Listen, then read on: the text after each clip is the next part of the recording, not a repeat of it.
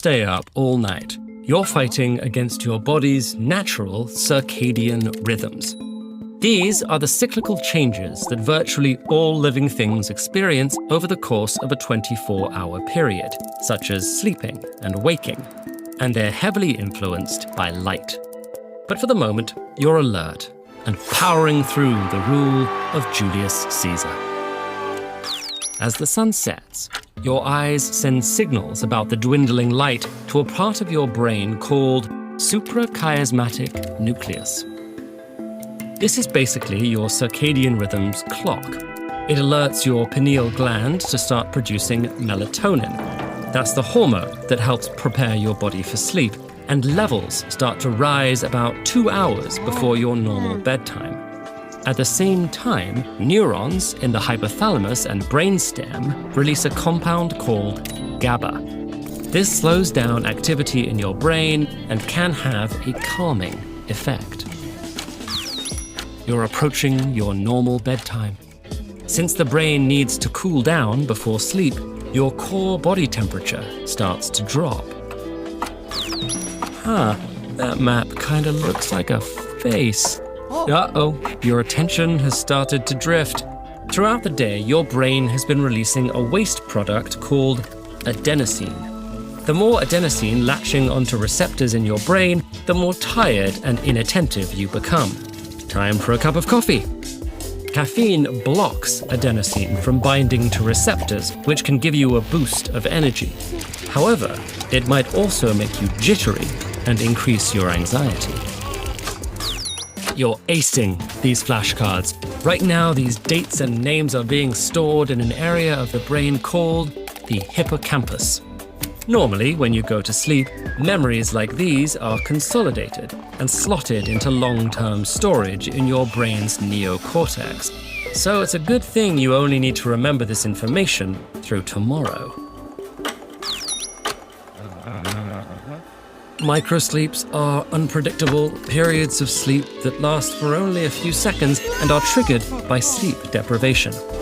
You stretch in an attempt to stay awake, but at this point your motor skills have also taken a hit. Studies have found that people who have been awake for 19 hours have similar coordination and reaction times as those who have been drinking.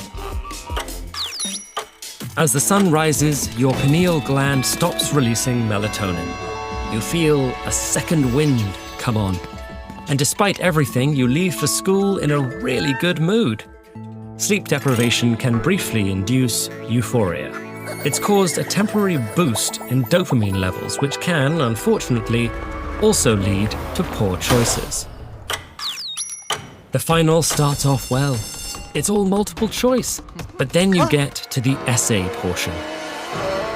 It's thought that during sleep, our brains process ideas and draw connections between new memories and old ones.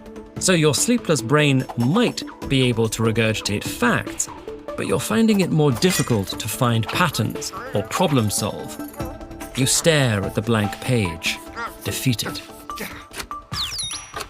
You head up to your room, anxious and irritable. Your amygdala, the part of the brain involved with processing emotion, is going haywire. Your prefrontal cortex usually keeps your amygdala in check, but it still isn't firing on all cylinders.